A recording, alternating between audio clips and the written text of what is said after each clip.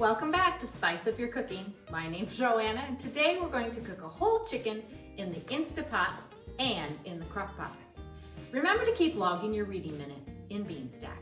We have read enough minutes to earn one free little library, and we are well on our way to another one. You have the rest of the month of February to read. Displayed here are some many books that we have on cooking in the different methods like the Instapot and the crock pot and ways to cook chicken. You can put them reserved, pick them up curbside, or come in and see us. Because buying a whole chicken is cheaper than just buying chicken breasts or most other meats, it's a great way to have meat with your meal and keep within your budget. I think it tastes amazing and even better.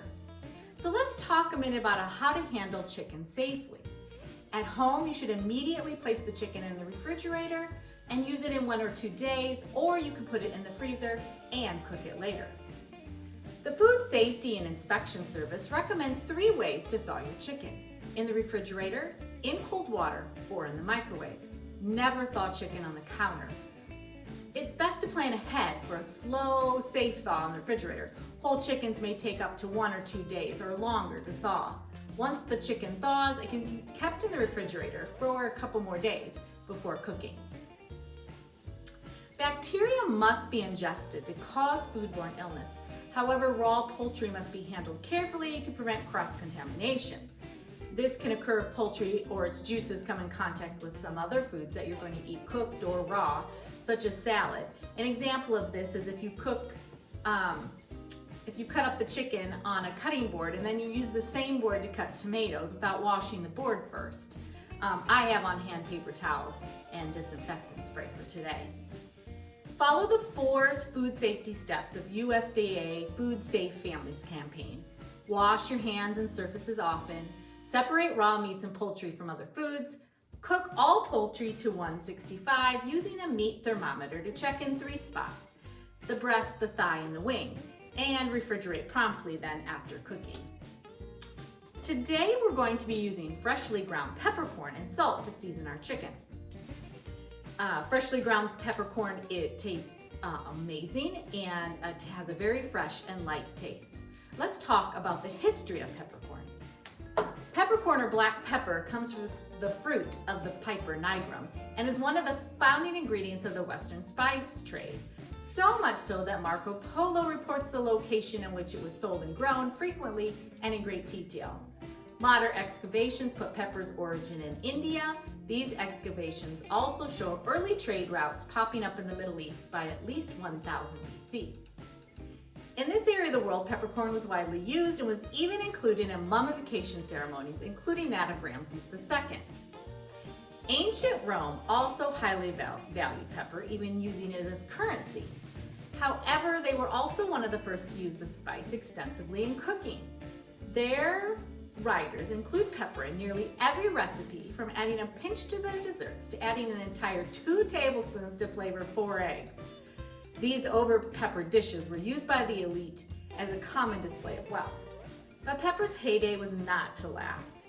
By the 16th and early 17th century, pepper's prices had peaked. Queen Elizabeth had her sailors sew up their pockets in order to prevent them from pinching the peppercorns. And with the march of the 17th century, advancements in navigation and trade helped bring peppercorn to many more ports. This would also bring in peppercorn competitors and eventually a saturation in the market. Not because there was less demand, but because strengthening trade routes with India made it easier and easier to get hold of one of the most coveted plants. Over the 18th and 19th century, trades continued to increase, lowering prices and allowing more and more people to buy pepper. Because of these advancements, the spice grew less and less expensive. And while in this century there remains a separation between high and low quality and color types, everyone still has a little bit of black gold in their cupboard. What the French once paid their rent in is now sold for pennies on the dollar.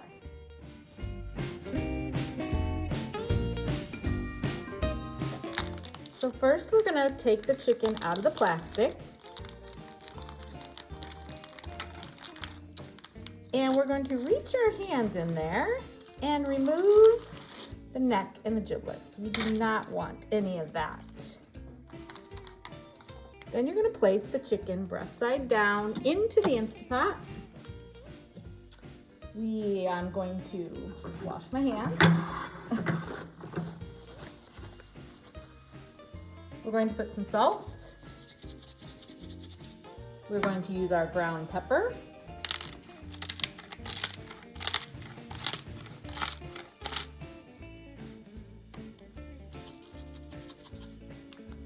And you can add 1 cup of water or 1 cup of broth.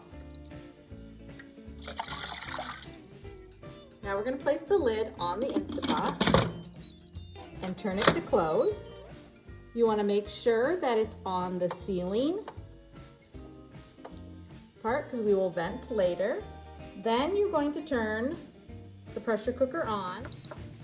We're going to set to 30 minutes because our chicken is 5 pounds and you should do 6 minutes per pound. So we need to do 30 minutes of the high pressure cooking, and then we're gonna let it naturally release for 15 minutes. Okay, we're going to let it cook. Okay, so now it's reached the right pressure. So you can see the 30 minutes and it's gonna start counting down until it's cooked for the whole 30 minutes.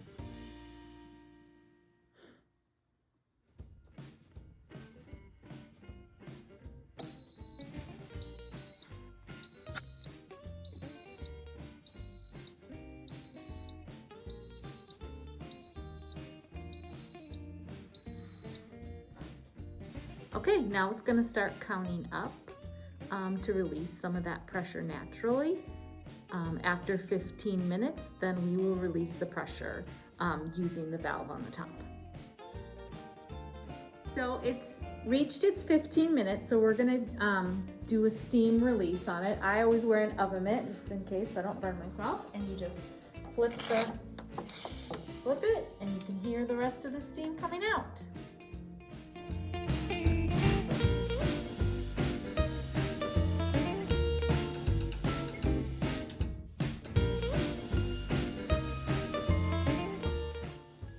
Now I'm going to show you how to do the whole chicken in the crock pot.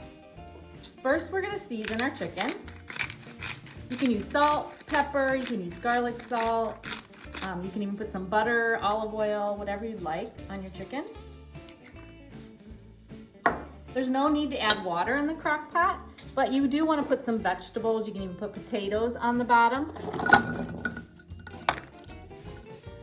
Then we're just going to set our chicken right on top of those. Put the lid on and turn it on high for 3 or 4 hours. Remember, you do want to use your meat thermometer to check that the chicken has reached 165 to make sure it's cooked all the way through. Thanks so much for joining us for our latest video in the Spice Up Your Cooking series. I hope you're enjoying your chicken. Just remember to let it cool just a little bit before you start picking it all apart, and you pick all that meat off the bones. And you can make any kinds of casseroles, or you can make soup, or you can just eat it with a veggie and maybe some rice and beans. It can also be frozen for up to 4 months, so you can enjoy some later.